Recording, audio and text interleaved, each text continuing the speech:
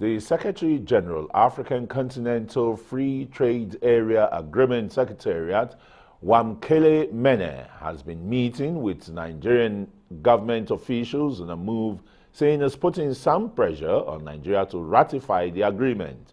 Arise correspondent Chinaemerem was at a meeting with the Minister of Industry, Trade and Investment in Abuja, Nigeria's capital. The African Continental Free Trade Area Agreement First Secretary General on a working visit to Nigeria.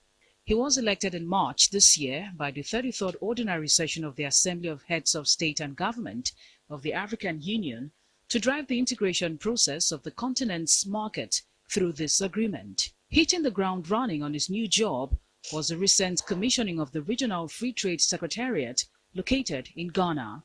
His next move, which is this visit to Nigeria, appears quite central in taking inter-regional trade further. Nigeria has signed, but yet to officially participate in the Continental Free Trade, which already has been ratified by 30 other African countries.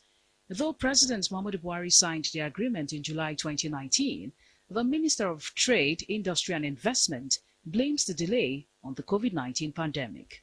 We are at a point where we will soon take a memo to the Federal Executive Council for approval for ratification, and we're very hopeful that we'll get it sorted out much sooner before the official date of the takeoff of the agreement. The Secretary General addresses some of the issues of concern.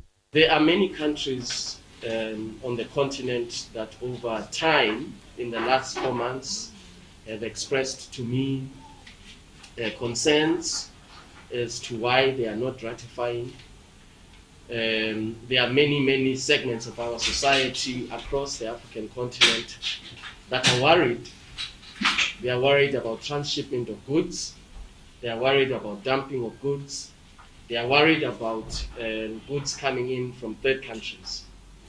And those concerns are legitimate. I want to commit to you and the government of Nigeria that we will work very hard to make sure that we deal with this issue of transshipment head-on.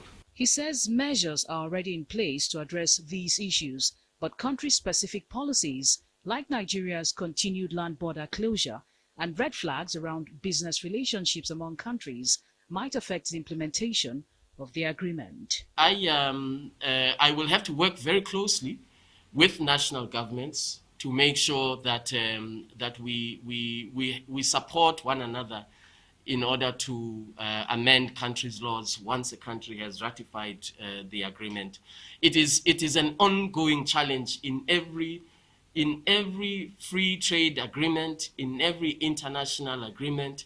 This issue of national laws, aligning them with international obligations, is always a very difficult process, and that takes a long time to go through. We don't expect that we will be able to do it overnight. The Secretary General looks forward to Nigeria ratifying the agreement as soon as possible, as it remains critical for growth and job creation for Africa's 1.27 billion people. Chinaemerem Joseph, Arise News.